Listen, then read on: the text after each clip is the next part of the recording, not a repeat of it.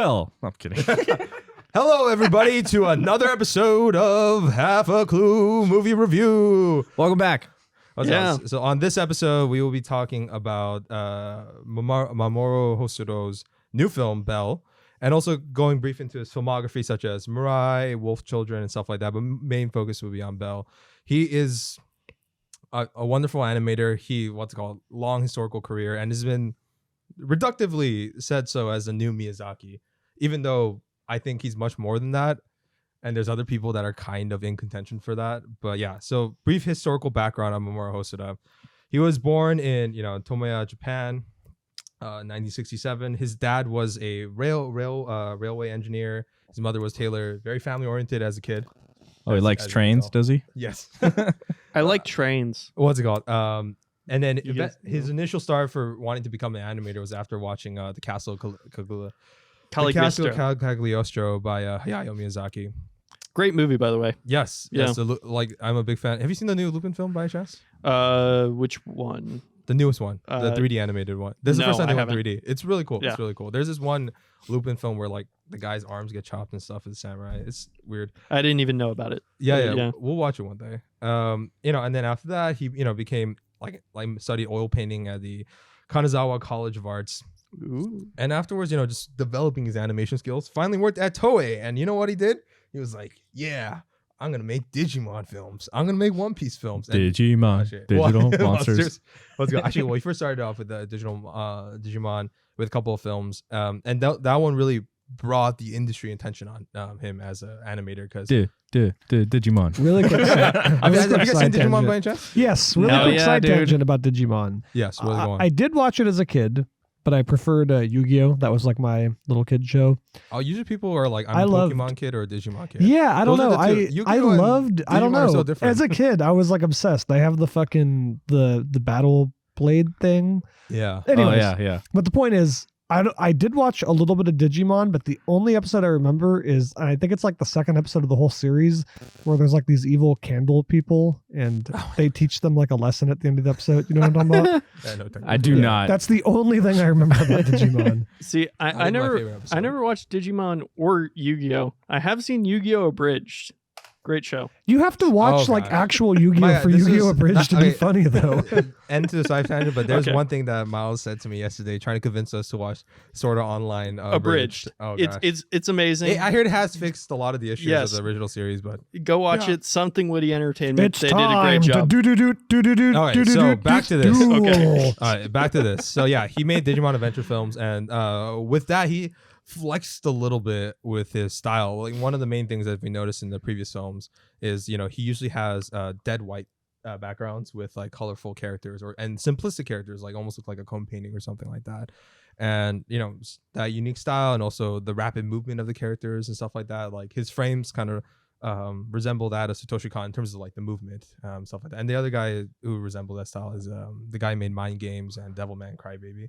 Mm-hmm. Oh, nice. Yeah, I've only seen a couple of the first episodes of Devilman's Crybaby, but I've wanted to keep watching. I just for some reason just haven't returned to it. Yeah, and not saying these were influenced by each other, but then that type of style started emerging.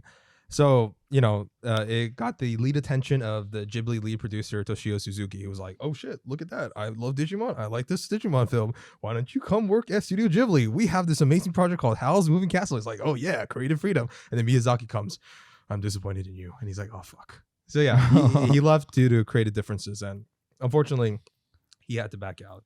And after that, a little heartbroken, and he started a collaboration with Yuichiro Saito, who became the future co-founder and president of Studio Chizu, which we'll talk about in a bit. And he went back to Toei and made a One Piece film, the one with the Baron. I don't know if you've seen that one. I know you're a big One Piece fan. Yeah, I haven't seen that one. I haven't really watched many of the films. Have you seen the newest one that came out, The World's Mission or something? No, I haven't. I think I'll say this: if you watch all the One Piece films, it's going to be very obvious which one is his film. Oh, gotcha. In terms of style, you'll see. And then he worked for Toei, and after that, he was seduced by Madhouse Animation, who made the wonderful, a lot of Satoshi Kon films, and also One Punch Man. Season 1. Yeah. Season 1. Yes. Season 1. That's very important. Yes. Yeah. Season 1.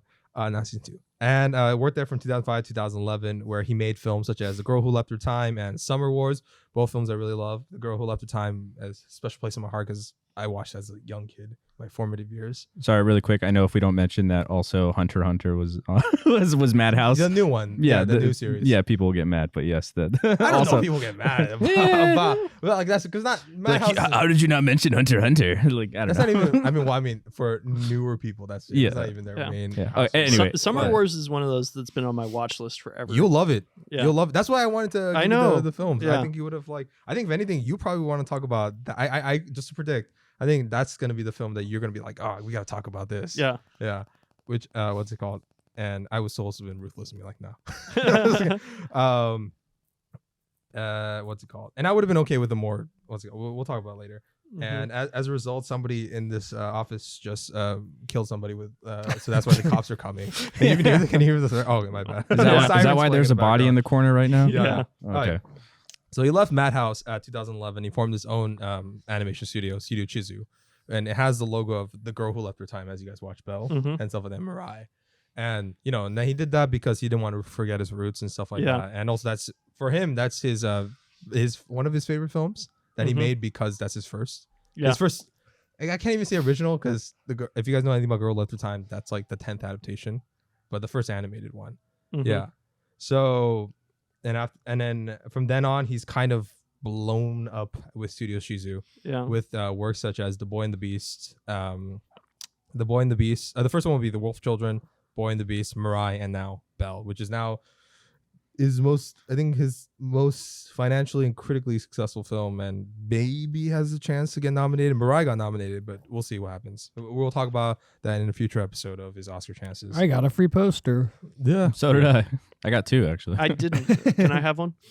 No. Oh. What's it called? I'm gonna have to go see this again though. Yeah. For me, Mamoru Hosoda was a filmmaker that I was really interested in.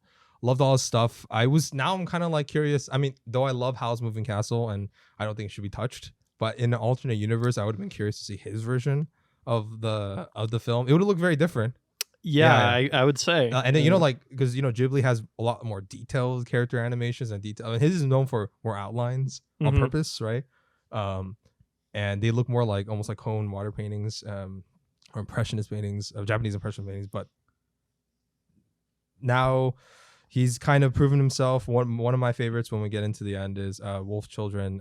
My least favorite. I know you really wanted to watch this one, The Boy and the Beast. Yeah, talking about my familiarity with his works, I've watched Digimon and Digimon the movie, but I don't remember shit, really. Like, it's just a blank slate. I don't know. How could you forget?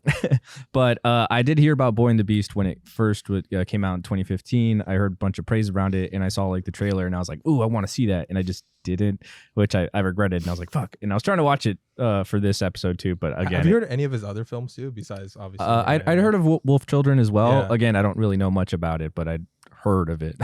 Best not to. Yeah, best of a lot of films just going blind. Even though Summer Wars, it's like Digimon the movie, but just extended without Digimons. The plot's pretty similar, but as for The Boy and the Beast is kind of my least favorite one out of all of them, even though I really liked it. What's it called? Because that one had a lot of issues that when we go into the review for Belle, I'll kind of do a compare and contrast. What about you guys? What's your familiarity with Mamoru Hosoda and his works? Have you guys heard of him before? I mean, Ron, you already mentioned. I was woefully ignorant of this gentleman, I will say. I was surprised because I thought until this week, you're a weeb, so I'm not a weeb. No, just kidding. I enjoy some anime, but it's one of those things. I don't really watch too many animated films, and I think that was kind of one of the things. It's I tend to watch more TV shows, especially ones that are based on manga. So I was kind of woefully ignorant of this. But I did watch Mirai, and now I've watched Belle. So that's the 2 films that I've seen from him. Are you now like a fan of his work? Or are you curious to see what he does? Yes and no. Yeah. Yeah. I'll leave it at that. Oh, when we get into Belle, we'll talk about it. What about you, Blake? What's your familiarity with the show? Well, I mean, with Mamoru Hosoda. The show? Mamoru Hosoda. Show? He didn't make a show. Okay, I'm just kidding. Yeah. Well, this is the disclaimer I give anytime we talk about anime. I am not an anime guy. I will never search it out on my own. But I did watch Mirai in preparation for this, and I got to be honest, I really, really, really enjoyed it. I thought Mirai was great. It's maybe okay. I've only watched a handful of anime, right? Like Cowboy Bebop, this, and Howl's like Moving Castle. Howl's Moving Castle, and other Studio Ghibli things like Spirited Away and stuff. This, I'm struggling because I really like Cowboy Bebop, but I gotta be honest, Mirai might be my favorite thing in that entire genre I've ever seen. It just, I don't know, it really, really, really worked for me. And it's, I don't know, it's a perfectly crafted film, in my opinion. Nice. Yeah, I can see that. I really liked Mirai as well. It to me it felt a little bit slow to start, but I think on a rewatch of it, I understand kind of its pacing a little bit better, and it works. But it was a little bit weird to get into at the start, and I was like, okay, I don't really get where this film's going, but I did really enjoy it. It a very interesting work, a good look at childhood and what it means to grow up, and to understand how we change through time, and the influences that we have on not just ourselves but also on our family in the future, and even kind of our family history, as weird as that sounds. No, it shows just again like how we're also interconnected with each other, and specifically with family, right? And how important those connections are in formulating the kind of people that we become and the people we influence in the future. So it's like I loved seeing the little boy. Oh my god, his name's escaping me right now. That's fine. Listen. I know it. I'm just not telling you. Yuko? Yeah. Okay. The little boy's not named Yuko, right? No, that can't be right. That's not right. What's it called? I had notes on Mirai too, and I fucking forgot to bring them. So it's Kun. Kun. Yes. Yes, Kun. Jesus. What's it called? Anyway, father and even the I mother, knew the that. mysterious man, the grandmother, probably. Even Yes. I think I there's knew only, like, that. there's, like, only thanks for two. tossing me a bone. I literally said the words I know it. I'm just not going to tell you. I think there's like only I like know. two named characters, But, like Kun and Mirai. Ronald, That's it. I believe you're about to make a point. So the point is I like seeing his growth is he's just a little kid. You see his arc and everything. It's like all kind of laid out there. I love the look and the feel of the film. It feels very personal and realistic, but dreamlike and It's just very surreal. magical. Yeah, and it's like it's a different kind of like that magic realism that I don't know. I'm really enjoying. It's like it's not too far out. I mean, it gets into the point, especially near the end, once there's like the night train and everything else, and it immediately like turns darker and everything, which was also I think important because that is part of growing up is learning about these like dark realities of the world. But yeah, I had had a great time. I think my favorite part of the film was when he goes and he meets his great grandfather, who he thinks is his father. Because they look similar, and he teaches him not to be afraid when trying new things. And it's like his father's like, oh, you get to see his father's past towards the end too, where he's like struggling to ride a bike and unable to do it. And you start to understand like that fatherly influence that his dad's providing and he's getting. It's not something that everybody gets, and he learns to be more thankful for that, I think. I think the thing one thing I really enjoyed about it too was you're talking about the magical realism. I like that it kind of starts out pretty grounded, but gets like more and more surreal as the movie starts. Like in the beginning, I mean, I guess he is talking to like his fucking dog in the beginning, but still, it's just like he's in his garden. And then like the next time he goes to the garden, it's a little bit bigger, and like then like the other entities are actually interacting with him that time. And then the next time it's almost like a forest. And then finally at the end, of course, the last 20 minutes are just super trippy and surreal. And I think that's my favorite part. I really like the last 20 minutes. They're also oddly kind of terrifying. What sequences in the last 20 minutes? The specifically when he's lost and he like goes to like the train station, the lost and found guy who's oddly fucking horrifying. And what do you guys think about those last 20 minutes made it surreal? I think the they're animation great. style, what happened, or just I or a loved mix it. of both? Like, what do you think about his animation I think style that after that magical surrealism? I think that the narrative arc was what was strongest though. Throughout that whole thing, because you've kind of got this build up going throughout the entire movie of all the pieces kind of getting put into place, and that seems like that's something he likes to do. and fits very well with the style where he is very conversation driven, where your main character is going to be having conversations with different people, and then that all builds up to the climax of the film where all that gets put together. And I think that sequence, starting with when he runs away, he talks to his future self, gets on the train to kind of run away from his family, and then gets rescued by his younger sister, older self, his future sister, and then his future younger sister or something, present sister, and gets to see kind of what the future holds for himself and for his sister, and also gets to see what the past holds for everybody, and understand like, hey, you are made up of all of these people. They all came together to make you. And I think it's where he learns a little bit more respect for his parents and for his grandparents, and to understand how to be a part of a family. And it really works well narratively. Right. I think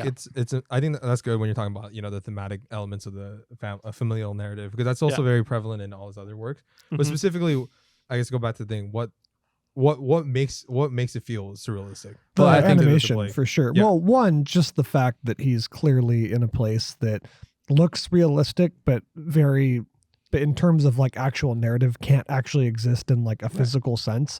But I do think it adds to it. It's very like, I'm sure you guys are familiar with the term liminal spaces. Yes. It feels very liminal, even though there's a lot of people there with him. But then I think specifically to it's not the conductor, but the lost and found guy. Yeah. Like his animation is way different, and it's very... describe more in detail, like how is it different from the other? Is it 2D or is it... He does mix 2D and 3D quite a bit. He does feel like more 2D, and sorry to cut you off, but I think it's also like the fact that he's the first non-human entity that he's really interacting with, besides the dog. But even the dog is like an actual living being. This guy's like, he's a robot, and and the way he moves is very mechanical, and the way he talks, it's oddly terrifying. Things like that. It's very oddly terrifying, and he's just saying like, it appears that you are the one who is lost. Yeah. And then I don't know, and then him at the train, it's like very atmospheric, and then it becomes truly liminal, where it's just him and these big giant empty spaces and like the lights illuminating on him. It's great. It's almost like he's in his own subconscious, and in a way he is. Yeah. So I just thought the last 20 minutes in total just felt so surreal, and it's because of that, like that mix of the 2D and the 3D. The fact that it feels so empty even though it's technically filled with people. The fact that he's like watching other families but not his own. I thought it was genius. I thought the last 20 minutes, I liked the movie a lot. I think that the last 20 minutes is what made me really, really like it, though. I would agree. Yeah, and I think even the just like the lighting and the colors and stuff are vastly different in that latter section too, because much darker. Yeah, exactly. You get like, you don't have a lot of the other color palettes throughout the film is just like softer, like, more realistic, naturalistic kind of tones. And then like, he's in a forest, or he's in like a greenhouse, almost or whatever. A little bit dreamlike. Yeah, and then in this place, it's more of the nightmare world, right? Yes. Like a kid where he kind of falls into this nightmare. Worst case scenario, what kid hasn't like gotten angry and been like, I'm gonna run away from home, and then he does it, he gets onto the train, and then like all the other trains are realistic, real trains, because this kid knows his fucking trains. He's like, that's this kind of engine, that's a bullet train, that's this, and then he's like, what is that? It's something that is not realistic. It's not real. It's like, it's black. It's got these deep reds. And looks like Kylo Ren's spaceship. It's like dark blues, like neon kind of almost colors. And the light itself is like pulling him into the train that's probably taking him someplace very bad. And one of the ways he does that is that he, in like his animation style, he really likes doing this, is that he likes to have dead whites and dead blacks against the contrasted colors. And also, especially when you're talking about the daytime, especially when he's talking to the like his dog character and stuff, or like in that thing, he purposely muddies the background with white a little bit more and stuff, to give that kind of dreamlike, realistic view and stuff like that. There's one of the big things about this film is quite controversial in his filmography, is that this is his first film to get nominated for Best Oscar and Animated Oscar. And also, this is the only film outside of Studio Ghibli, only Japanese animated film to get nominated. Oh, wow. Yeah, outside of Studio Ghibli. But a lot of fans of his work, and also a lot of anime fans, like feel that that's undeserved. For some people, this is his least favorite, and for some people, this is his favorite. It depends on like what region you're talking about. Then can you guys see that why in this case? I mean, I know you guys haven't seen his other films, but I know if you guys looked into his other stuff. Excuse me, sir. I've seen Belle. So I And do Digimon. I do want And to talk about this Digimon. a little bit. And I'll probably bring it back up just a tiny bit in Belle too, because there's a little comparison there. But so what was I gonna say? This movie, like I said, it feels a little bit slow and meandering in the beginning, and I think that that's a fine thing after watching the whole film. But I can see why it's hard to get into for somebody, and I don't know if that's a hallmark of all of his films. Where this it's is kind probably his most dreamlike and most slice of life film. Yeah, and it really kind of culminates at the end. And without the end holding it all together, the rest of the film does tend to feel like it falls flat. So I could understand why some people wouldn't enjoy this film fully. But I think that it did a good job of building up to that climax. And it worked really well within its 136-minute time. Yeah, So, it's like longer. It's like 2 hours, right? Almost. Yeah. Having only seen a Digimon and Belle. Oh, he didn't direct all of Digimon. Just those I know, sorry, Yeah. Digimon the movie. No, no, I think this one is it's very different from that, and from stuff I've seen from like the Beast and the Boy. It seems like his Wait, most the boy and the the Boy and the Beast. Jeez, sorry. you're just screwing all these up right now, aren't you? It's the fact that like this does feel like his most true to life story, and I understand that it is a personal story based off of his own children, and they were Yes. even animated after his own children, and including the title character being Mirai is also his daughter. That's like it shows the sense that like this was a very personal story to him, and it really shines through there. Like, because I did enjoy Belle, but we'll get into it later. But it's also obviously very different. If anything, Belle's more closer to his other filmography. I see. Yeah. But yeah, no, I see why people would like this film, and I also understand why the Oscars would. This would be his first film to be like accepted in like into their best animation categories, because the Oscars are like, what, this movie's like super fantastical and like magical and colorful and whatever. Fuck that. We're sticking with You don't think they'll like a movie about a man who fights a CGI whale with a blade made from the soul and body of a beast? Yeah, no, I don't think they'd do that. Yeah. I mean, unless Boy and it's the Beast should have been nominated. yeah, unless it's fucking what's it called, Disney, which they're allowed to go magical. They don't care. You're saying that it's slow in the beginning, but I didn't think so. I thought I was hooked immediately from like when the opening titles are coming on and you just see the still images of like the family history. I thought immediately, I was like, oh wow, I'm already like enjoying this. I guess it's not necessarily slow, but more meandering. I wouldn't I even guess, call it but- meandering. I wouldn't think call it that, 'cause immediately. I think immediately it sets the Well, tone. It's very focused. It's like there's this boy. He's dealing with the baby coming home, and he's dealing with the stresses of no longer being an only child. And my other, because I also want to talk about this. This is very early on too, and aside from the last 20 minutes, it's my favorite scene, and this is within the first 20 minutes. The scene where he hits the baby with like the train. Oh yeah, But it's not just that. It's like some Safdie brothers level like stress shit. Like the baby's crying, the dog's barking, the dad's trying to like Deal with calm this. down the baby. the pot's boiling over. Like it's just it's such a, and that's very very early on, and that's exactly the point of the movie. So I don't know. To me, I thought that immediately right away I got what they were going for, and I was in love with it. And that's a great scene, by the way. Yeah, and again, it's like I don't know if you guys all have siblings here except for Blake. Sorry. Yeah. I have siblings. It's just a little more complicated. Sorry, we all grew up here with siblings except for Blake. Yeah. You guys are both older siblings, correct? Yes, yes. Yes. Miles and Philip. So do you guys have any kind of similar experiences, or did you feel like an extra connection or resonance to the film It's like- itself? Even though I'm the older sibling, it's like this. Even though the train hitting me, instead it was the other way around. Same here. Same Yeah. here. Yeah, Yeah. my younger sister was like totally abusive. She Yeah. bullied me all through school. It was Yeah. horrible. Let's See, go. I was a younger child, so I'm like I don't have any memories, but like this movie did, it did really affect and like touch me when like having that realization of like, like how much your older siblings really do affect and shape your life and how you grow up. And then like, man, like it got me tearing up a few times because I'm like, oh man, like I love my sister so much. I would agree. Yeah. And she really did feel like, especially growing up, like she was like my protector a lot of times. And that's like, good. it's so special. Nice to hear such an insight into the rhino's life. How to grow. Yeah, the only time I teared up and cried a little bit was when they were showing the dog and his mom, and the dog was like about to like, go leave his human mom or whatever. Oh yeah, when they were like humanized, and I was like, oh, that's so sad. Yeah. When I watched This this, dog's gonna go live with you guys. when I first watched this in theaters, I remember actually not liking the film that much. Really? Yeah, when I first watched it, because it's very different from a lot of other Hosoda films, right? And it was like the marketing and stuff like that. It made it seem like it's an fantastical Hosoda action-packed film. It was like before this, the only one that he had which was kind of like this with Wolf Children. Before this is mostly like there was Boy and the Beast, which had legit like samurai battles. Yeah. with like humans versus monsters and stuff like that, and CGI whales, which when we get to Belle, yeah, I was gonna say, don't worry, he brings back the whales and the CG monsters. a lot better, lot better in this one. It has more context.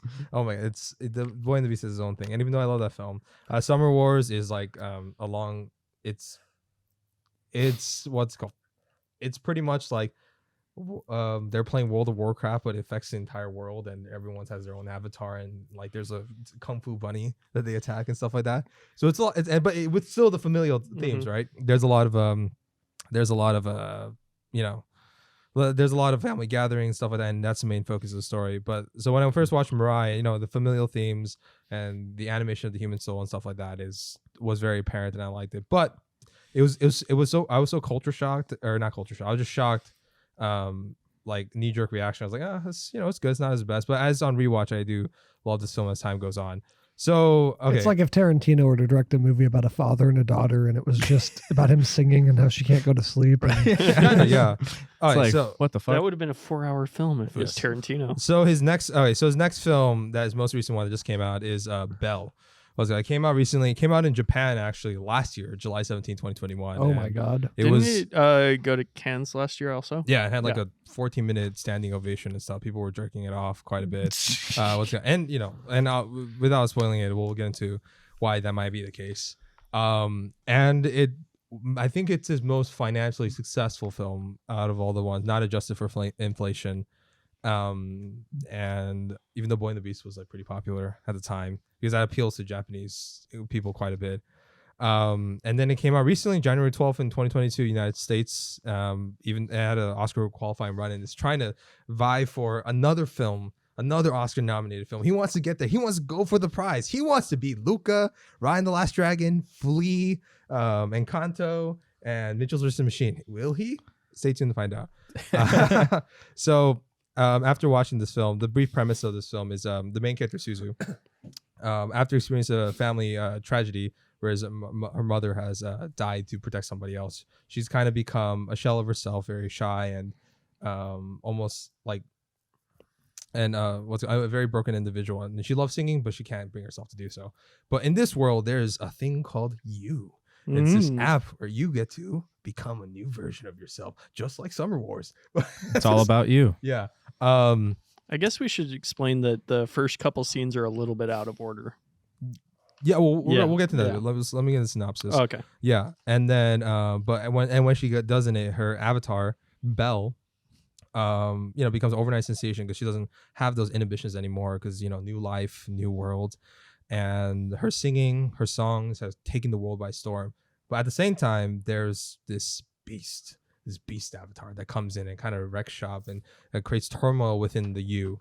Right, and in that You universe now we kind of get a bit of a Beauty and the Beast storyline, or at least they take elements of that, and we see whether or not she could possibly help this Beast character, and that's the brief premise before we get into the main thing. So, we all just watched this recently, right? It just came out. For a lot of people, it's probably just to watch this on Friday at the time of our recording. Yeah, I just watched it like 4 hours ago. Yeah, I watched it yesterday. What do you guys think? Brief opinions. I've kind of got the opposite feeling that I got from Mirai. Yeah. Where it actually felt like very, very strong, and I was really enjoying it for about the first like 40 minutes of the film. And then after that, it started to kind of go on, and it wasn't necessarily like I thought it was bad. It was just kind of, it lost my focus slightly I don't during know the how later Mirai half of the lost film. your focus, but I don't know. That's just kind of like, you're a heartless, What? soulless monster. You're the beast. but yeah, no. So like I said, it's kind of like the opposite, where I felt like this had a strong first half, but the latter half wasn't quite as strong. And in Mirai, I thought it was a weaker first half and a stronger second half. That's Yeah. an interesting take. Okay, Yeah. what about you, Blake? As always, I like to say this: I don't watch anime. Why and do you have to with- say it every time? We because know. you're gonna- no. It But- was gonna but- go somewhere. No, just get The to internet your needs to I have know. to say this. I don't. When I watched Mirai, I'm like, I don't watch anime. This really, really worked for me. With this, I'm like, I don't watch anime. Wow, this really didn't work for me. It's not that it's bad. I actually liked the last 20 minutes or so. I don't know. I couldn't get into it all the way. It just didn't appeal to your sensibilities, right? Yeah. That's fine. Yeah. What okay. about you? What about you, Ron? I also had a bit of a mixed reception to it. Like I feel like it's similar to Miles. I was really digging like the first like 40 minutes or so, like the first probably like the first hour even. But yeah, it started like kind of dropping off a bit towards the end with some of the ending stuff. But then it's like at the same time there were moments in the end that I really think kind of helped seal it for me a little bit more, where I was still with it because it kept its emotional core. Yeah, like really the last throughout. 10 to 15 minutes, it did kind of amp up again, and it was like Yeah. feeling good. The- But it was some of the middle stuff, really. Yeah, I mean, we can talk about Yeah. like the Beauty and the Beast stuff at one point, but it's like I don't know if I understand like the parallels, I guess, that they're drawing for the most part, like the basic themes of that story, which I think worked for the most part, but it felt like it almost unnecessary at times, if I could say. I don't know, but yeah, it was cool. I liked it, and the visuals were insane. Watched it in IMAX, and even the music, which is like not necessarily music I would go out to listen to, but like I was swept away in the theater. I was like, this is like, it really helped like enhance the experience, and it was like it was a very magical and fun ride, like Yeah. the whole time. I feel bad because I think I'm the only one here who didn't see it in IMAX, so I might have to go see it again tomorrow. That's why you didn't get a I poster. watched it. I watched it. Yeah, I watched it twice. I watched it in IMAX on opening night. Yeah. I know you guys told me that your theaters are mostly empty. I guess everybody just came to that opening night. Yeah. Yeah. 'Cause My theater wasn't mostly empty. My theater was like half and half, but it wasn't full. But it's Yeah, definitely more full. I was than literally Ron and the only Miles. person in my theater. Makes But- sense. You watched it in Glendora. Yeah, right? Glendora at 7 p.m. Not Yeah. much Asians. Yeah, I'm just kidding. Yeah. There's Asians in Glendora, but Mhm. it was. Yeah, I watched it in Point Hills. What's it right Same. next to Rolling Heights. And I watched it opening night, and yeah, fuck, it was like crazy packed. Everyone was sold out. I tried to get a friend to watch it, but he couldn't get a ticket in time. So I don't know what's it called. Definitely a lot of interesting individuals. I'll say that without completely alienating that part of our audience. Alienating the people who went to go see the film. Yeah, You mean the people who are listening to us right now? Let's say, also, let's say very. They were quite emotional, and to be honest, I got quite emotional too. One person went wah. Yeah, one person was wah. Oh God. Wow. No. But it was like okay, and it wasn't a baby. It was like a grown ass man. Yeah, it was a grown ass man. Okay, I'm fine with you alienating that part of our audience. Yeah. What's it called? I'm talking about what type of people was this, but I'll just say that one individual. If you say wah, then we can alienate you. I'm fine with that. I'll say this: the guy behind me was loving this movie, man. He, I Yeah, my didn't entire audience, particularly yeah. find the movie that funny, but this guy behind me, like, seemed like every 5 minutes, like it was the loudest laughing I'd ever heard, and it was honestly kind of annoying me. So I'm like, hey, buddy, I'm trying to watch a movie here, okay? I mean, you can't like hit I know, on it too much for I know. but there He was a just dude. enjoying the movie. Yeah, there was a dude in my showing as well who was really enjoying himself, and like it made me enjoy myself a little bit more. So it was kind of the opposite effect, where he was like, like, and I'd couldn't help but laugh because he had a very funny laugh. Yeah, that was kind of like my Funny theater. laugh. Like Now I'm- you're making fun of these people. like people in my theater treated it like it was like a Star Wars Episode 7 film. I'm talking about clapping. I'm talking about when Studio Shizu the logo came in, because that's I wish you were there. I think Yeah. it would have been interesting. I don't know if maybe your opinion. I don't know if your opinion would change, Hmm. but that was like when they were there. the pseudo shizu with the girl who left her time logo on it, and it was like everyone was like banging on their legs as a drum roll as this film was going on. Wow. And when the title came out, they're like, yeah, baby, wow, Hosoda, yeah, Hosoda, and I was like, wow, hey, that's weird but cool. I missed that opening.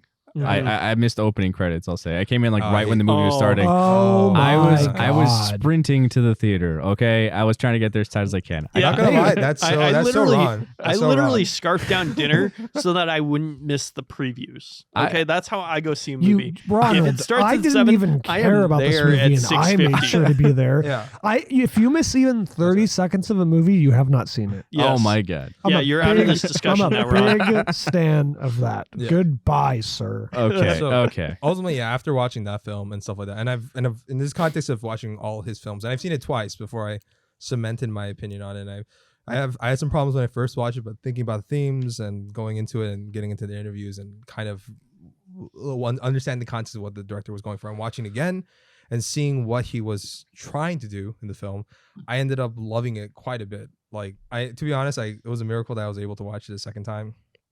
Like it was like a total happen chance. Like enough time when to Happenstance. go, or happenstance, what's it called? And then went to Idiot. go watch. Yeah, so I love this film quite a bit. Whether it's my favorite Mamoru Hosoda film, I will say at the end when we give our ratings. Oh my God. Let's go. So, what did you guys think of first? Let's talk about some of the characters, right? Our main character is Suzu, and our main male character is good old Dragon / Kai, who is essentially our beast character in this one. And those are our two main characters and stuff like that. And the setting, what do you guys think? How did that? What do you guys think of the setting? How do you think that added to the overall narrative of the story, the thematic elements? Did you guys enjoy it? Do you guys like the characters? What do you guys think? Better than So, Rogue One. I'll say. I Not Rogue One. Sorry. Ready Player One. Ready Player One. Yes. Have you seen Ready Player One? Yes, I saw it. Yes. I was not a fan. Sorry if you are a Yeah. fan and you're listening. The book was better. Ready Player 2 is worse than the movie, though. Okay. Yeah. Ready Player 2 is But I did Yes. like the way what I'm trying to say is I do like the way this this digital world is like presented and everything. It's kind of like freeform. Everyone seems to be kind of floating through the space.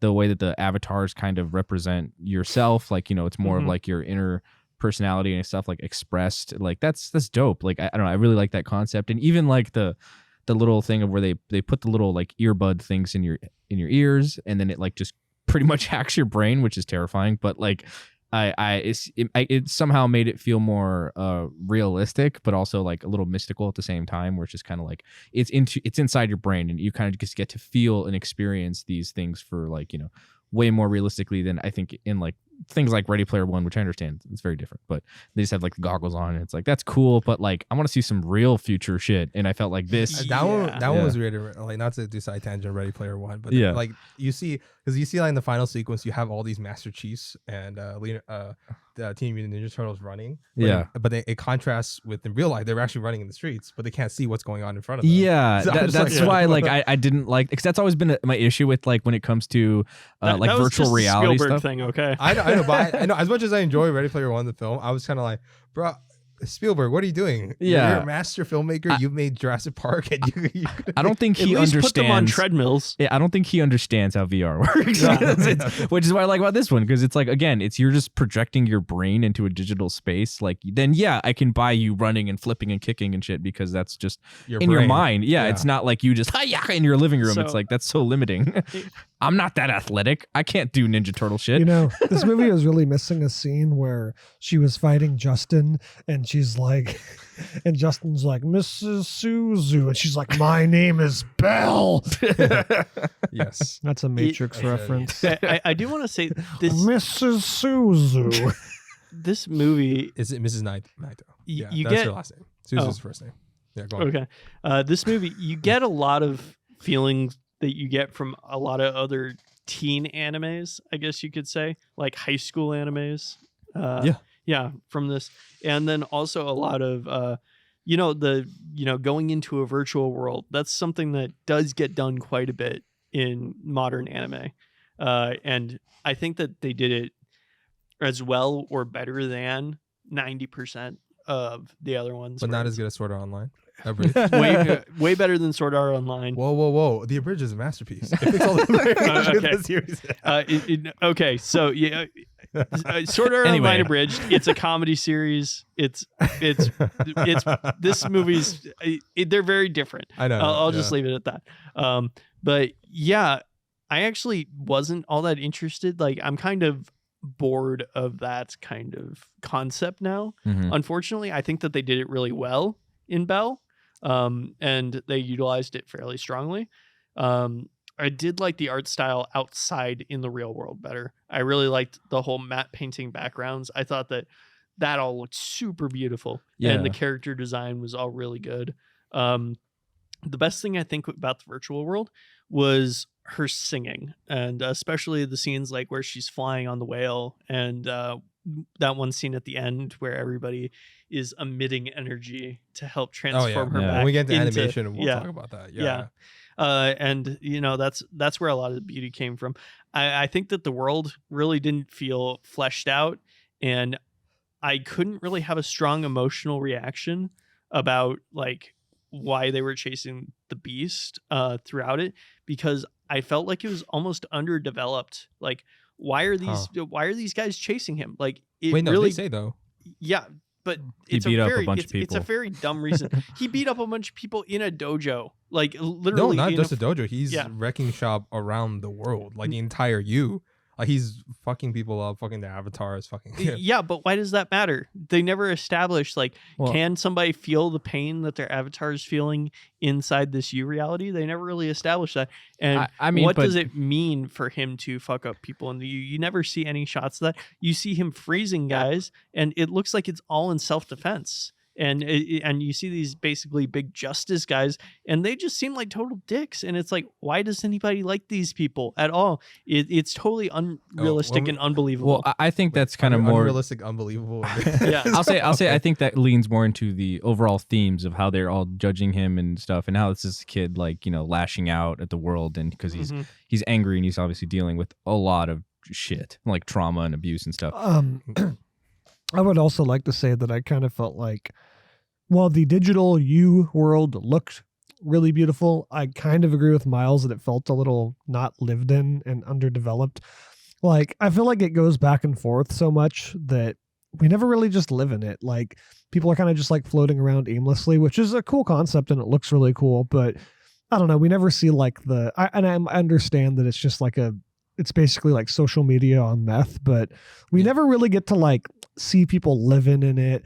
And maybe there could have been people that are like addicted to it that like permanently live in there. Like, we don't get I feel like we never got to see like the nitty gritty. We never got to really just live in there. I agree. It feels more like Facebook's like meta thing that they're trying to do than like Ready Player One, Yeah, they're not like that. Well, yeah, not going to talk about the Facebook thing. Right. One of the reasons why he doesn't do something like that is because he knows that that's what most people will expect for these type of virtual reality type of narratives, right? Is that he wanted to avoid those pitfalls. He says he doesn't want to portray this in a negative light, right? He's using this as a tool. And the setting is a tool for his narrative to make a specific purpose. I just still feel like it requires a level of lived-inness for me at least. This in a 2-hour film, I get this if it was a TV series, right? Make it longer. Yeah, not possible. Well, I'll say like to Miles's point, like I imagine him like again going around wrecking shop. It's like that guy from the South Park episode where the World of Warcraft, that guy's just going around just killing people and like messing up all their quests and everything, they can't even play anymore. So that's what I imagine what the beast is doing, essentially just going around just like, imagine you're like, hey, I'm gonna go do this like side quest, and then this fucking monster just comes out and just kills you. You're just like, what the fuck? You'd like start back over or something. So but I do think that it would have been nice to actually see that a little bit more, because you only really get to see him. You kind of just hear about it. Yeah, you see him interrupt the mega concert, Belle's like huge like concert thing, and then like later he's kind of just like he's birding in his castle and shit. Yeah, and it's like literally he's being chased in there. It's like where it really felt like there was that whole thing of like they were talking to all the people that he fought against. Yeah. And everybody was like super chill with him. They were like, yeah, he was kind of a chill guy. And that was the purpose thing. It's like, not like, because when they get into perception and stuff, because a lot of things about this is social perception of a person based on their actions or their appearance and stuff like that. And that's a running core theme in this. And for the Dragon K character, one of the reasons why it's honestly like kind of like my mom mentality, right? where it's not really like the entire U-verse is against him. It's like this select group of people, and that were like, as I say, annoyed by his interruption of their quests or interruption of because when they talk about when they're frozen like that, when they're killed, in this U-verse, they're like their avatar is like frozen for a bit until they get revived or whatever. Right. So, and then for a lot of these people, like, this is just like kind of their new reality, new life, and having disruption is unfortunate. Right. And people get irked by the smallest things. I'm talking about, like, I saw somebody in Target like a month ago, didn't get their favorite fucking spoon and was bitching to an employee about it. So try interrupting someone while they're playing a game that they're very much into, and you will see wrath. Oh yeah. But back to this. But with, then let me finish the point. Back to this with the Justice characters, superheroes, which is his own. When we get into the Vindicators. Yes. They felt like the Vindicators, honestly. So when the whole point of that is that they're probably the people who actually really don't like the Beast, because their whole point is like they want to take control and stuff like that, and this person is like a disruptor of control, right? So like it's really just them kind of just disliking this avatar, and not necessarily the whole world, and they're just kind of influencing everybody through their popularity and sponsorship and stuff like that. Yeah. Hence the Beauty and the Beast stuff, right? I do want to bring up the voices though, because they had like these people who are the voices that apparently they were like super mods or whatever, who could just do whatever, like unmasked people do what this Justice guy was trying to do. Basically just doxing people. Yeah. And like, they had control. Why did they let that dude, who is literally just kind of one of the biggest pieces of shits I've ever seen in a film, he was like, there was no redeeming qualities about that sucker whatsoever. And they let him have this ability to just dox people. They didn't let him have his ability. How did he get the ability? There was power and influence and stuff like that. Because he also there's also his own economic system and social rankings and that too. And through his means and what's going on, they're hinting at the fact that he's probably from a rich family or something behind. And as you see the sponsorships in the background, While that ability. While I do think Miles is being a bit dramatic on this, I would also like to say though, I would like to have seen that though. I would have liked more of an exploration. Because the whole point of this thing is just like a little bit, one little scene. Like every single, you can make it work though. Every single shot is from Suzu's perspective. I'm sorry, I just can't feel like. I feel like it's an artificial conflict. It really just feels like an artificial conflict, and that's the only problem I have with this film. Is I don't believe the conflict. The artificial conflict. Wait, the artificial world. Wait, which part of it? The fact that like that people don't like the dragon guy because he's like wrecking everything. No, I'm fine with them not liking the dragon guy, but like the Justice is just always trying to track him down. But we also don't see anything that he actually did like that would be considered at all shady. He just like looks like a mean dude, and I get like that's what they're going with the Beauty and the Beast thing. But yeah, that's the whole point, because we're supposed to see that he hasn't done anything that bad. So it's like to vilify the Justin. It's part of like the whole like again like the Beauty and the Beast thing, where it's like in social media especially, it's all about perception, about how people see you, how they define you just based off of how you look and what you're doing. They're just like, look, this guy is like a piece of shit. No, this guy's great because look at him. He looks like Gaston, so he's fucking awesome. Where was LeFou? Yeah. We were missing a LeFou character. We really were. Well, I mean, he's only taking elements of it. Oh, I'm aware. Yeah. So what's it called? So no, I don't think it's art. Well, I mean, okay, everything and everything a narrative is artificial, as in like everything is written by a writer to make a conflict and stuff like that. Those are weird. It just didn't feel emotionally strong enough for me. That's I'll leave it at that. Oh, that's a fair thing. Like, for you to didn't connect with the conflict, right? Yeah. And you didn't think that it was necessary, right? Or it wasn't natural. It wasn't natural. Yeah. Is that what you're trying to go for? Is it organic to the narrative and stuff? Yes. I disagree, but it's cool. Like, okay, so and you think it's not natural or organic because you felt like I felt like it felt. I know saying artificial conflict or manufactured conflict is not, but it felt like it was conflict that was like not necessarily reasonable. I don't think that the conflict between them was reasonable. This is a world where everybody looks fucking weird. Okay, like she's the only her and the Justice people are like the only human-esque people. Wait, they're not hunting him down because he looks weird. That's just part of it. They're hunting him down because he's creating chaos by beating every in the dojos, and also, and one of the things they mentioned is that he doesn't just end the fight with like a win. He ends the fight until their avatar is like disabled for a very long time.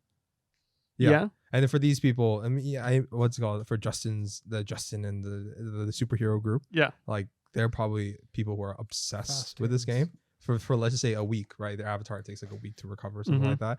It's probably a huge annoyance for them. And then also Justin, that's like his income, right? Yeah. So essentially, like if he got disrupted by the beast, that's like a Mhm. full week of income that he's not. And he's a character that's very selfishly motivated by something like greed, probably, or Yeah. money, or sponsors. And that's why he was so distressed at the end when we saw his sponsorship disappear. Which but like we get just the into way that commentary. they treat like Belle and stuff, who's like this super celebrity, and nobody says shit about like she is an ultra celebrity at this point within the world of you, and he's just like treating her with like crap, and it's like people I'm sure saw it. Wait, where are you going with this? What? Repeat. Okay, no, so he like literally flies in to attack her, right? No, he doesn't fly into attacker. He flies Yeah. in to escape the superheroes. No, I'm talking about the superheroes. Which scene are you talking about? Are you talking about the one when she had a concert and she had a ball and he had to do the Or gap? you mean the? Yeah. I think he means when Justin Yeah, kidnaps yeah, Belle, right? yeah, Yeah, when doesn't he- kidnap Belle, yeah, right? Kidnaps Yeah. Belle and stuff like that. Yeah. It's like, how the hell is he getting away with all this stuff? Like he is being a total dick to Oh, 'cause- not just the Beast, but everybody. It's like people should be vilifying him, but we don't see any of that, Well, and it just doesn't make sense to me. Well, at the end, he was vilified. Yeah. So you can once the action was real, and two, he But- was able to covertly take her away. Yeah, I feel like Yeah. when they show him kidnapping her, it's like in a spot where like there's not really anyone else around, so he just Mhm. kind of like quickly. And they also snatches mentioned her that up. they haven't seen Belle for a long time. Yeah. Since the concert. Yeah. Yeah, So So- it makes sense that why because they don't know about his actions.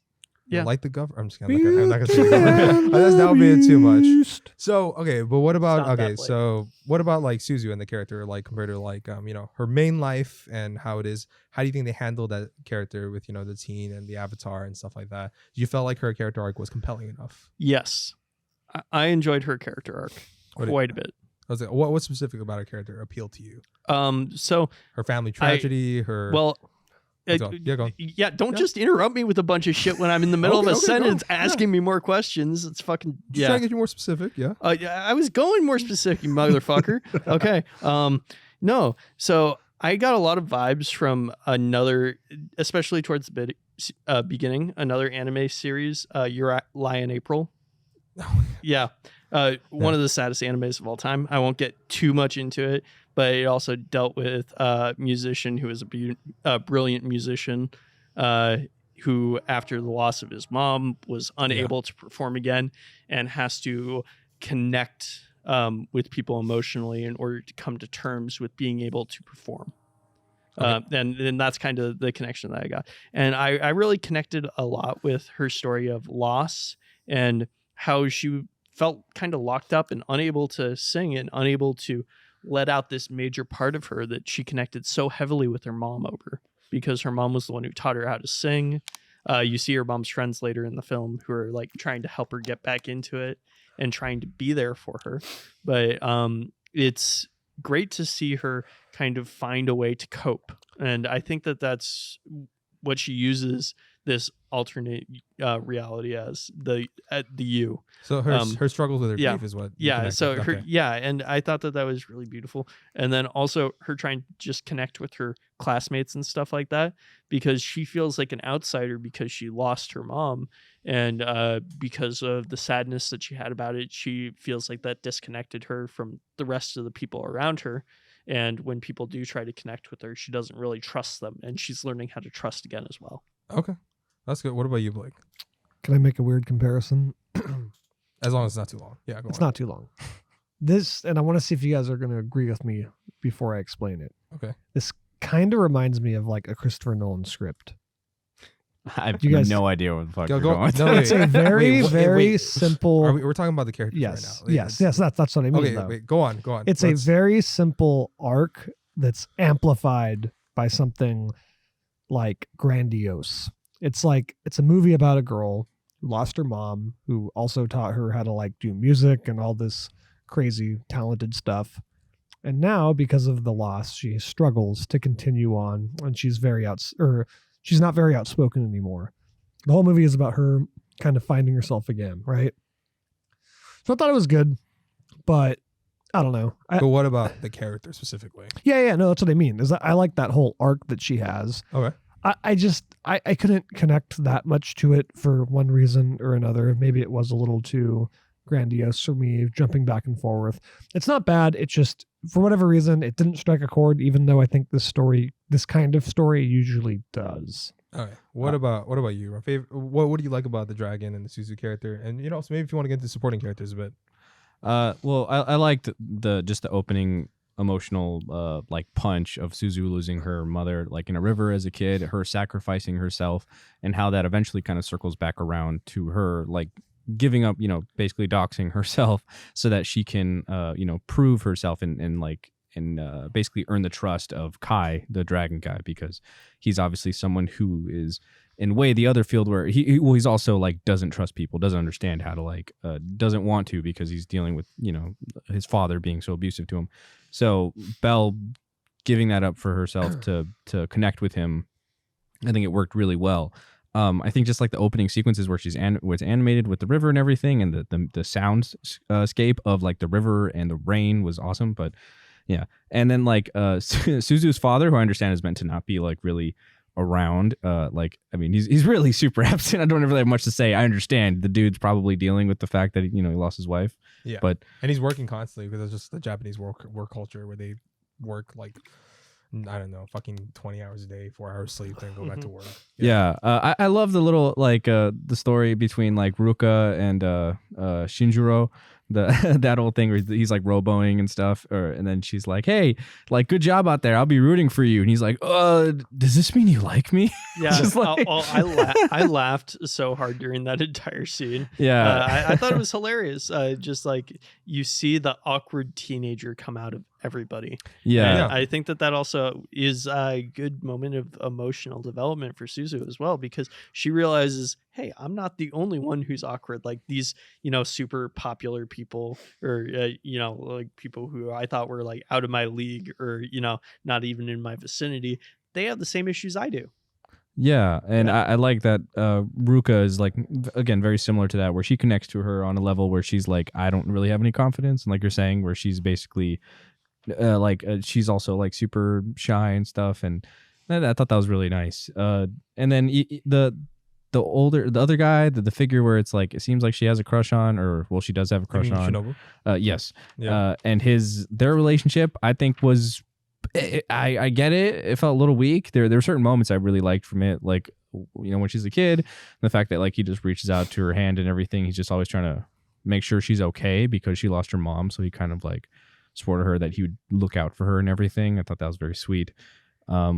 His role's kind of as the stoic protector, so I think that he pulled that off pretty well. Yeah.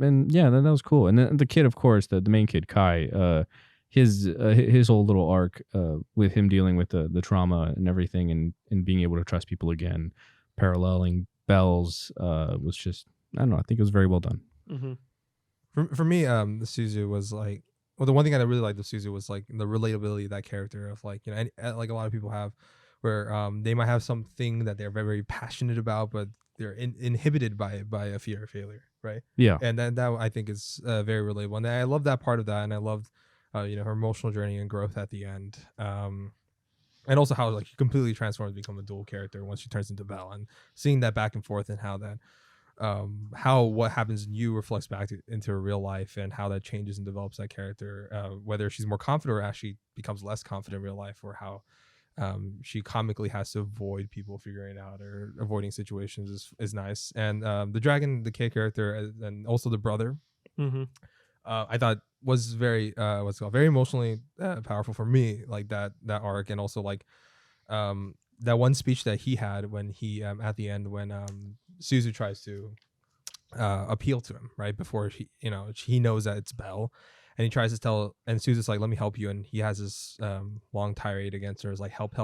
People always say they help, they talk and stuff like that, but it always goes back to the same thing, the cyclical nature of parental abuse. Yeah. And what's it called, and I think and just having that, that felt very authentic to a kid who's abused.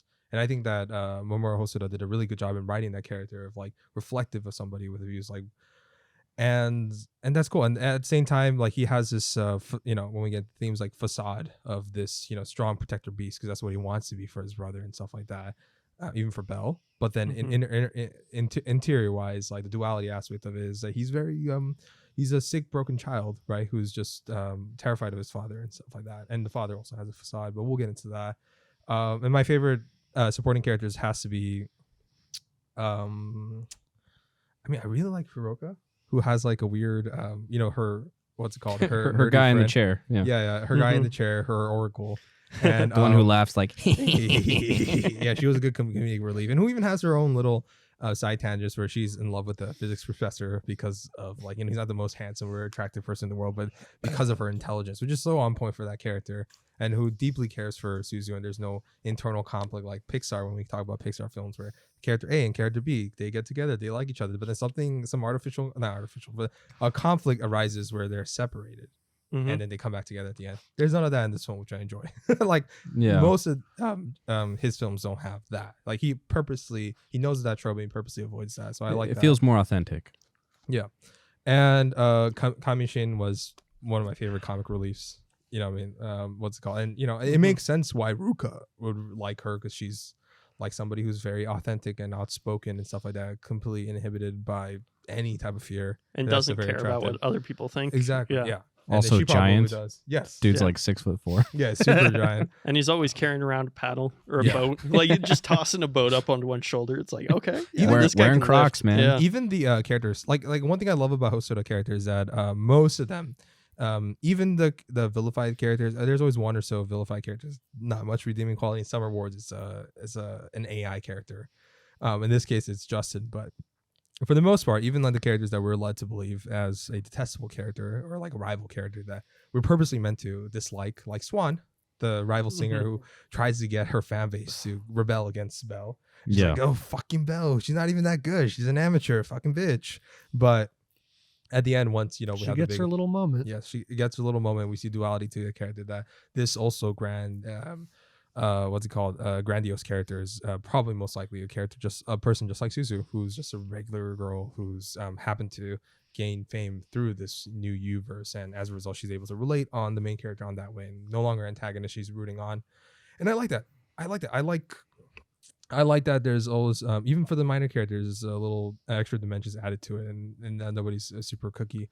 I will say, I feel like Justin kind of falls. He was a little bit mustache twirly. I was like, I kind of wish they had a little more dimension to him. There should have been a moment at the end. He's like, I understand now. I think Justin though, it's okay. Let's get into. Well, I mean, he flew too high. You guys did have that little moment at the end. But, you guys missed the part where after Belle doxes herself, he walks on and then he gets to a circus and then he says, I was made for it, and he becomes a geek and starts eating chickens. All right, let's get into recurring themes before we get into animation style. But one of the things of because I think that like that character was mainly there to create conflict, and as homage to Gaston, and two,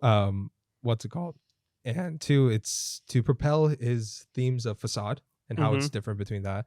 And number three, I think it's his criticism of he's been kind of outspoken on American mainstream blockbuster films and stuff like that, and corporatism and sponsorship, and even maybe against Studio Ghibli, which he had a weird, we went against final stuff. He has some weird statements about Miyazaki, by the way. Really? Yeah, very weird statements on Miyazaki. They probably trigger you. I what's it called? Miyazaki is a hero. His son, not so much, but Miyazaki is a hero. Yeah. Oh, Goro. Let's not talk about Goro. So about Miyazaki. Yeah. So, first thing with the conflict. Obviously, he's propeller of driving the main type of conflict. Him and his force. They're the cannon fodder, destroys the castle and stuff like that. And obviously, from the Beauty and the Beast storyline. And then there's other things with not the Beauty and the Beast storyline. The Disney's Beauty and the Beast. Disney Beauty and the Beast. Yeah, yes, we'll get into that later too, because it's elements. Yeah, the 1991 Beauty and the Beast storyline, which he's very fond of. And he's what's it called? And also like the entire time when he's in public and seeing people and stuff like that, has sponsorships on his back. And they even go like, he looks like a superhero. Yeah, people cheer for him on, and whatever he says, we follow. And the mass internet.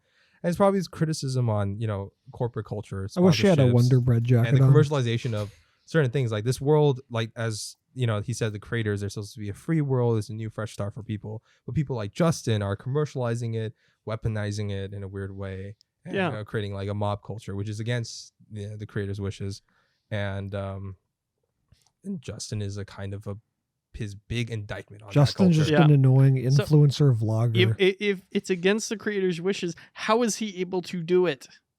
Because through influence, because through influence and means and stuff, like he was able to. I wish we could have seen it. He was able to buy that amount of power. Yeah, because did you see all the sponsorship in his back? Yeah, they're probably the ones actually doing it. So what's it called? It's so for him it's so for that, and then it's also indicative at the end like how much he hates that character. Of course, he's making it a villain because he hates that aspect of whether it's animation or films or something like that. And at the end, when he loses the corporate sponsorship and he's left broken and unsold, and we see his true pathetic self. I'm not super subtle, but I get where he's going for with that character. I see and see why. What's his purpose for that? Yeah. Well, what do you guys think about Justin's character? I know you said mustache twirling villain, right? Yeah, he was like my least favorite part of the movie. I felt like he was very underdeveloped. I understand what they were going for, and I think they executed it mostly okay. Well, because like I didn't want more development for him because like it's like in the runtime because like I don't want to take away from the Belle storyline or the Beast story or. It was a fairly long runtime too. So. Yeah. I suppose. I just feel like they could have done something more to add a little bit more to him. But for the most part, I think he was fine. I guess I obviously see the criticisms of like the corporate and like big billionaire kind of like fucking douchebag dude who's like floating around and just in charge of everybody. But, and also his hatred towards superhero films. I do want to say like. Yeah, I get that, Ron, but I feel like this movie, like Mirai, was very conversational, where it was kind of just a series of Suzu going between different people and having little conversations that helped to develop her over time, in the same way that Mirai did that. And because of that, you don't get very much development of the background characters. Now, her friends who are outside in the real world, you do tend to get a little bit more development from them, but that's just because they're people who she actually interacts with and has discussions with. With Justin, you don't really get much of that. And with the Beast, they're keeping him mysterious, so you don't get the development until the very end. I kind of see like through his style why it didn't happen. It does disappoint me still, though. Oh, that's fair. What about you, Blake? I mean, honestly, my thoughts just echo Ron's. I do kind of wish there was a little bit more substance to him. He really is just kind of like a conflict character. And I'm not saying add like 5 extra scenes. I just, maybe at the end there could have been a little scene where he, I don't know, reflects or something.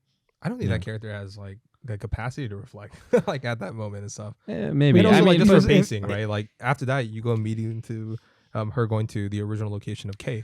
I think I do get that too, because there really are 2 main antagonists, right? It's the father becomes the main antagonist at the end. So this guy, Justin, becomes pretty irrelevant, where it's just like, all right, who gives a shit about this guy? This guy's literally beating kids over here. What if at the end Justin showed up IRL and he's like, no! I was like, I was half expecting for Justin to be the dad or something. that wouldn't make any sense. No, it would not, but it would just be.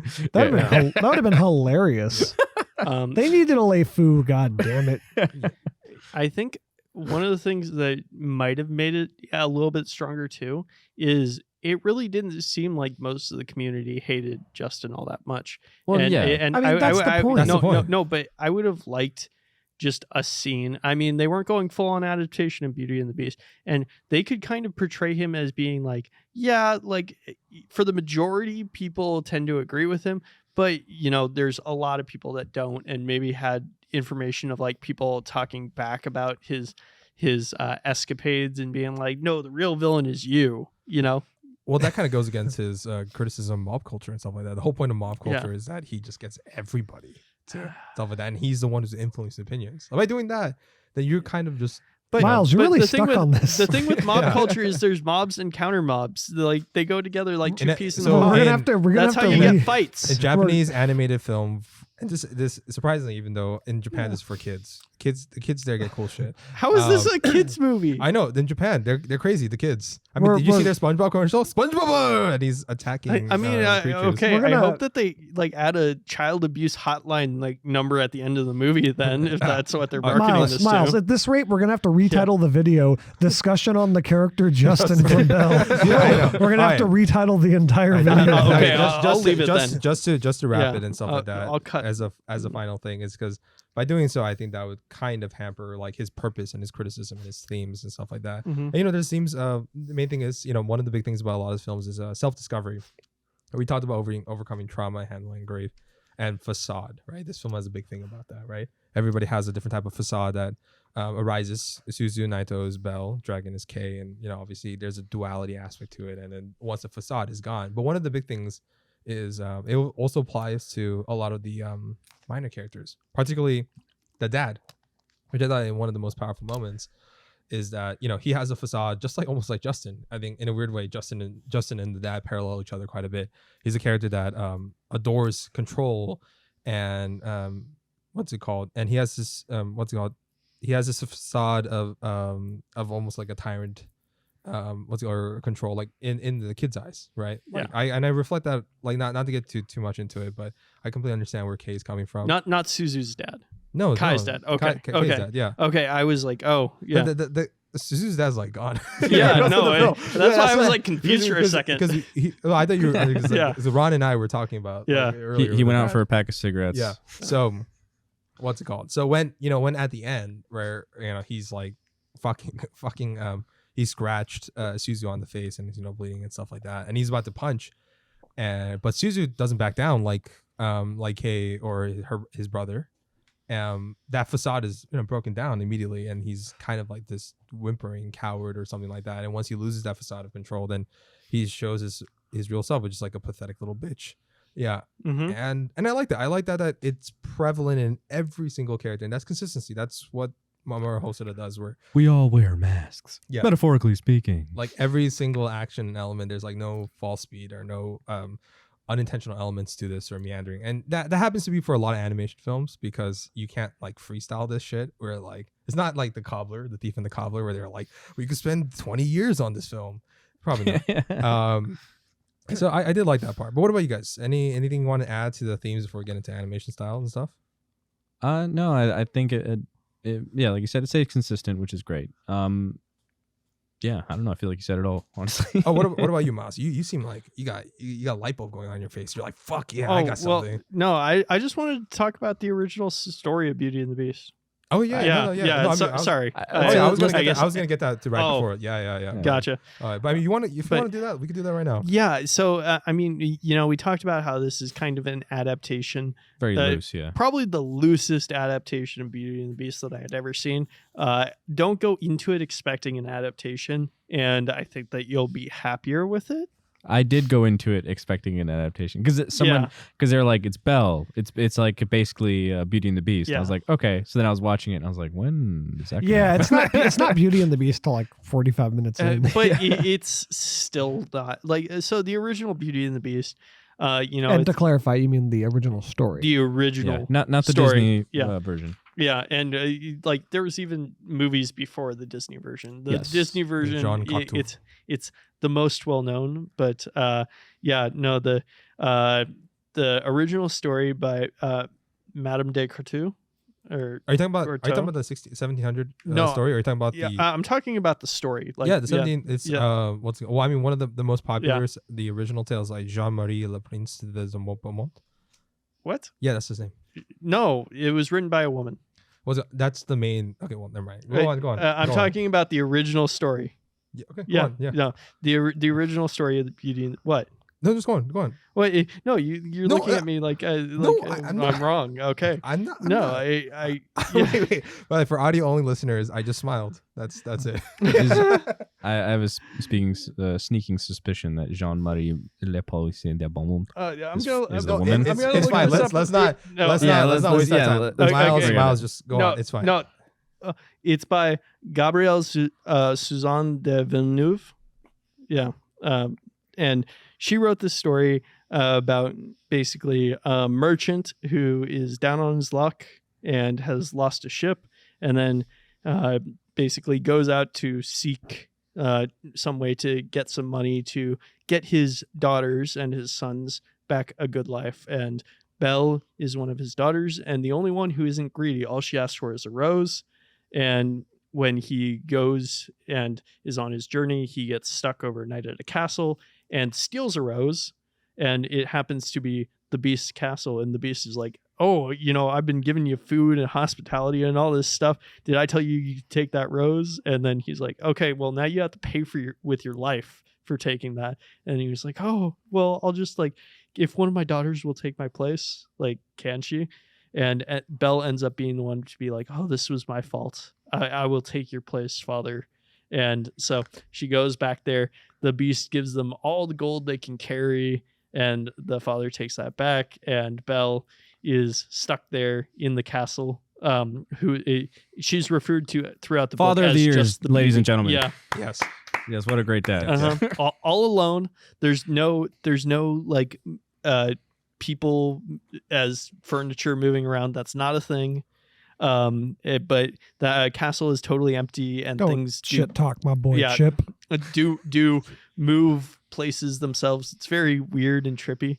And she ends up asking the Beast, can I go see my family again? And he's like, well, I can't say no to anything you request, but it might kill me. And she goes back, sees her family, has a vision of the Beast dying. And so she goes back, and then she's finally like, I will marry you. And then that's when he transforms into a prince again. And some old witch lady's like, see, to the prince's mom, see, I told you that she was gonna say yes to him. And it's the weirdest thing.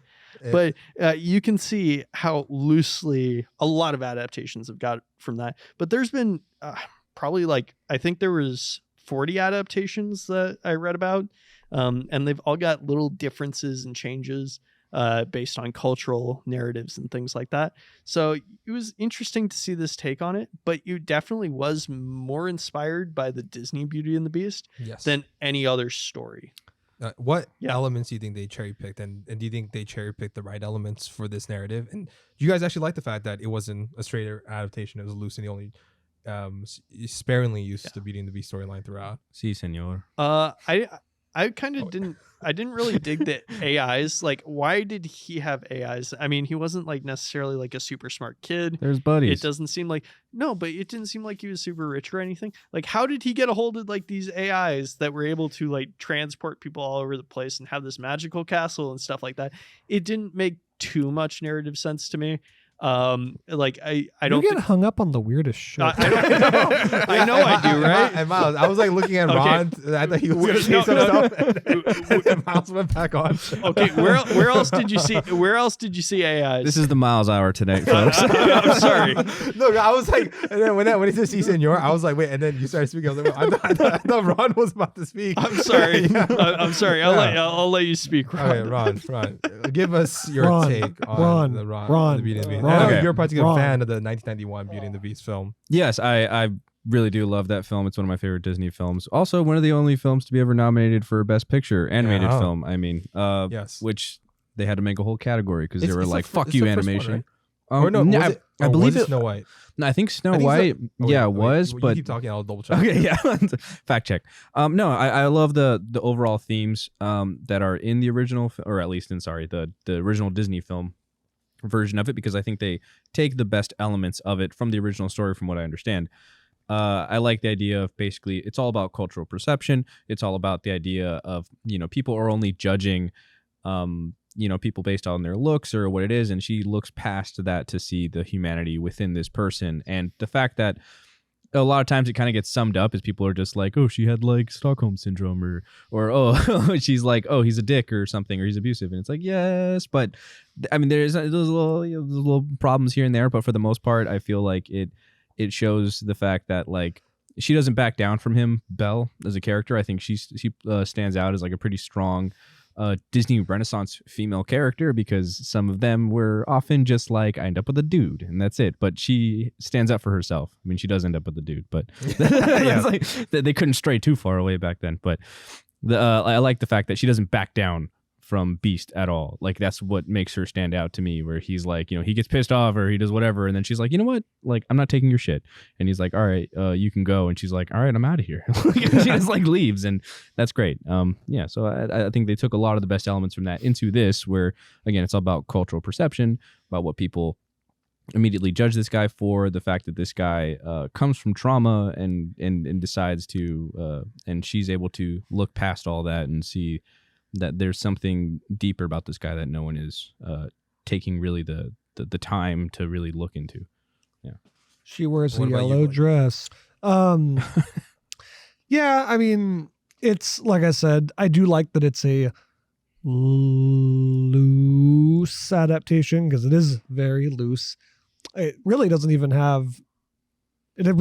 get into it, like I said, until the 45-minute mark or so. Yeah. And I remember too, I was like, have I been lied to? Yeah. Like, the first, I'm not even shitting you. The 15 minutes in, I was like, what the fuck is no fucking Beauty and the Beast movie? But yeah, I mean, it of course takes the core, which is what you need. So yeah, that's fine. I'm not the biggest Beauty and the Beast fan. I mean, I like it just fine, but it's nothing that means all that much to me or anything. Yeah. For me, it was I liked how that they did cherry pick it. That it wasn't a straight adaptation, because we've seen for me the definitive animated version of Beauty and the Beast is the 1991 film, which it is the first animated film to win Best Picture. Or What? not Best Picture. Are you guys just gonna sit here and ignore horns? I'm just I just find it like disrespectful to the original story that was written. That was a great fairy tale. How? To say you had mean dancing every teapots single- and clocks. you mean Okay, every single What the fuck? Disney animated Once again, film. you Yes. get hung up Yeah. on What's it the called? weirdest shit. And look, I understand from the original. Okay, and you know what? I'll address the authorship afterwards. I don't want to spend time on it because, and then the clarification. Yeah. What's it called? But for the original tale, right? Yeah. 1740, and the one that most people know is 1756 one. It's like I said, it's a Disney animated version of that, right? I think it's the best Disney animated version it could be of that film, and there's some concessions that need to be made. So Yeah. I understand. I understand where you're going for. You're a purist. You're like, fucking Disney. My God, they bastardized my story They for the ruin 1700s. everything. Yeah, but Yeah. okay. Yeah, it's But- not true at all. Yeah. But then for me, I love 1991. I love this one. So let's get into the animation and the shot selection in Belle. One thing about Hosoda, he does really well, as we kind of mentioned earlier in his previous films, and also in Mirai, like as we talked about, is that usually he has single color backgrounds for the most part, or very stark dead white cells, right? Which highlights the different colors that he uses. He's also very good at making very naturalistic backgrounds. Yes. And painting nature, and also kind of light buildings, not necessarily like, heavy like modern buildings, but very rural type buildings. Sorry, really quick, jump back to a point made earlier. There have been 3 films nominated for Best Picture: Beauty and the Beast, Up, and Toy Story 3. Huh. All 3, fantastic. Yes. I'll say, and very deserving. And one of the reasons why and no, I'll say this for our best animated picture. Yeah. So regarding the animation style and stuff like that, That was very strange. I thought you were going somewhere with that. I know you said you were going to save it later. No, I'm going to save it later because we have an Okay. episode coming up. So that's why I don't want to. That's true. Delve into it. Like I said, I really appreciate his what's it called, like his stark color contrast backgrounds between the characters in the back, and also I liked I think it was after he started doing this. I mean, he always had this, but it was really prevalent in Wolf Children when he made his own studios. It was called the lateral shot, like left to right and far background. The characters is I did notice that a lot of that, especially when it came to the river always being like present throughout the real world, as if like constantly reminding you that she lost someone very important in the river. Yeah, and I do like the fact that he's developing as like more in his visual shot selection per each film, and it's getting more talented, and especially with this one. And also like the different mix of the animation style. Like I know with Miles, you didn't quite like the U animation style quite when they got into it. Oh, I never said that I didn't like the U animation You style. like the 2D, I didn't like the world, but I feel like he had a better grasp on the more realistic, naturalistic outside world than inside, it felt very colorful to me, and almost a little bit too colorful, maybe a little bit too overwhelming with all the colors, and it was very loud, and I didn't really feel it. What do you mean by loud? Like, get into that. So when you talk about colors being loud, it just means that everything was kind of popping all over the place. Stuff didn't necessarily draw your attention to a scene. You weren't able to kind of visually look into a scene like you would a painting, right? If you got like a loud painting, you know, like Jackson Pollock or something like that, or versus you have like Monet, who paints very even though they've still got a lot of color and vibrance to them, they aren't loud. It's not necessarily that they've got muted tones or anything. It's just everything blends together a lot better to make a more what do you call it? Cohesive. Yes, cohesive image. I understand what you're saying, but I feel like that really depends on the intention of the artist. And I feel like the intention of the U universe is the fact that it is, you know, a social media bukkake. It's everywhere, you know what I mean? And it's like extremely colorful and flashy, but it's like you go online or really any kind of social platform or social media platform, and it's like it's a lot of shit going on at you. So there's like a million different things kind of getting thrown at you at one time. So yeah, no, I see what he's going for. Yeah.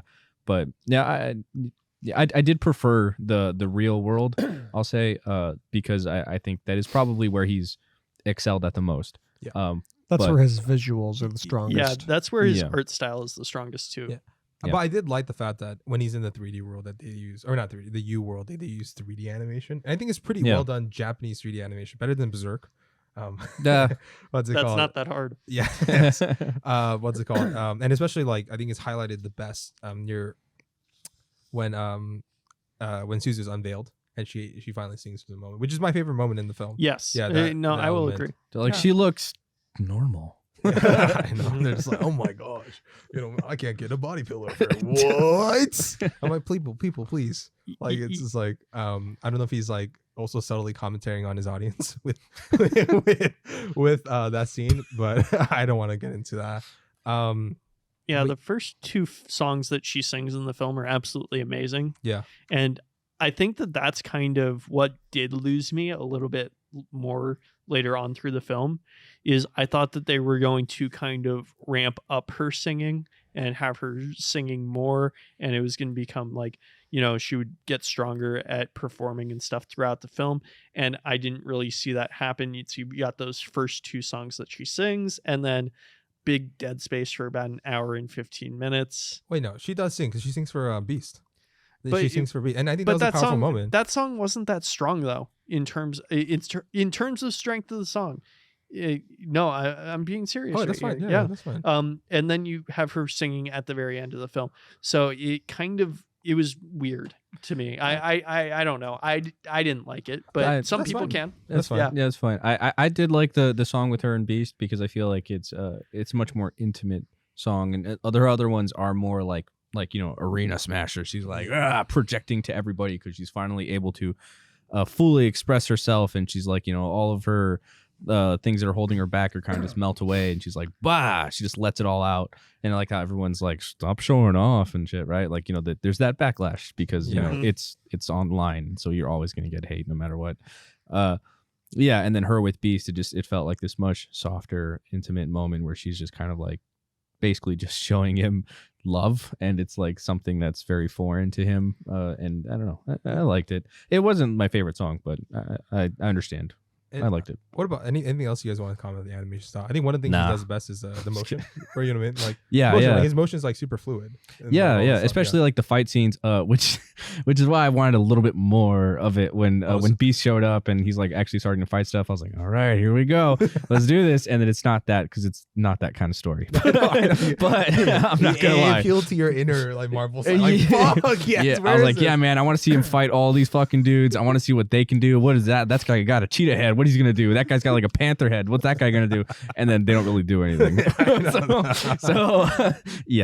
just, but it was still fun. It was cool. And again, it's not that kind of story. I would love to see Belle remade by either or Blake. Oh, dude, even Blake. You know, I would see. There'd probably be if Nicholas Blake remade Winding reference Belle. If Blake remade it, it would just start Belle and It wouldn't. by Blake. I'm gonna guess Blake's world. It would be like 90% inside of the real world. It'd be way more dramatic and sad and fucked up.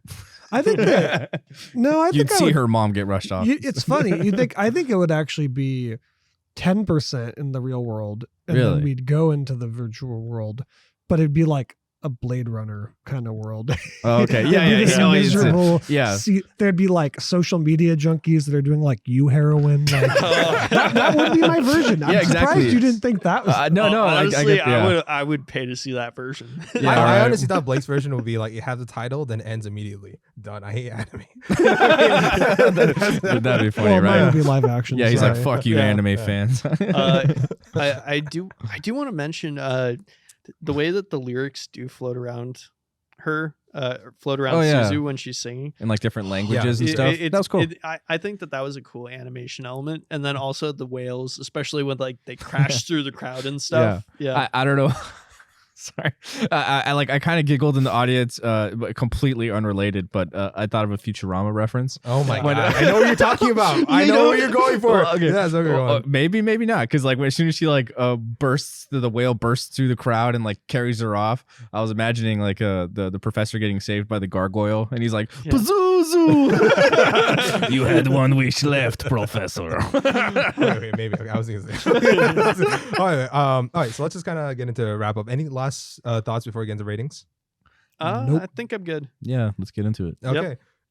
Miles, final rating, just quick, nice and dirty. My rating for Belle is give it a watch, which is basically like streaming, but I would say watch it in a theater. I think it's worth watching in a theater, but I wouldn't necessarily put it on a shelf Okay, that's fair. or put it in the museum. Blake. Streaming with ads. I'm gonna say premium streaming, but like Miles said, give it a shot in the theater because I feel like that's gonna be your best experience. In context too is filmography in the museum, and that's it. That's- Actually, you know what? All of this because I did say I was gonna give my least to worst favorite. Yeah. Just real quick, least favorite, The Boy and the Beast. Then after that, I'm not including. I'm not gonna include the Digimon or One Piece films because that's his whole. Those That's the don't whole thing. Boy and the Beast least favorite. The Girl Who Left Her Time, even though I love it. No, and then the Summer Wars, Mirai, Wolf Children, then Belle. Yeah, that's I will say Mirai. That's on the shelf. Same here. Also on the shelf for me. Yes. Mirai's also in the museum for me. Digimon. Yeah. Museum. Hey, it's an excellent film. It's an excellent film. Yeah. And one day we'll watch the One Piece film. I know. Yes. Dude, Miles wants you know to see it. what though? Thinking about it now that I'm like having flashbacks of the Digimon ending, like where it's like the humanity kind of comes together and shit. Yeah. Like, oh my god, that was like his prelude to Belle. You know, it all makes sense. You just wait till you watch Summer Wars. Just wait till you watch Summer Wars. I think you'll love some. I know you will. I know probably you will. Yeah. I'm very fascinated to watch more of this guy's work. I'm glad we watched this because I want to see what else he's done. So And- go watch it if you haven't already. And for our Oscar talk of its potential, stay tuned for our next episode. Yeah, we're talking all animated and Oscar films. So there's a lot. And thank you for another episode of Half a Clue Movie Review. And And have a good night. and tell us why I was right and everybody else was wrong. Beast.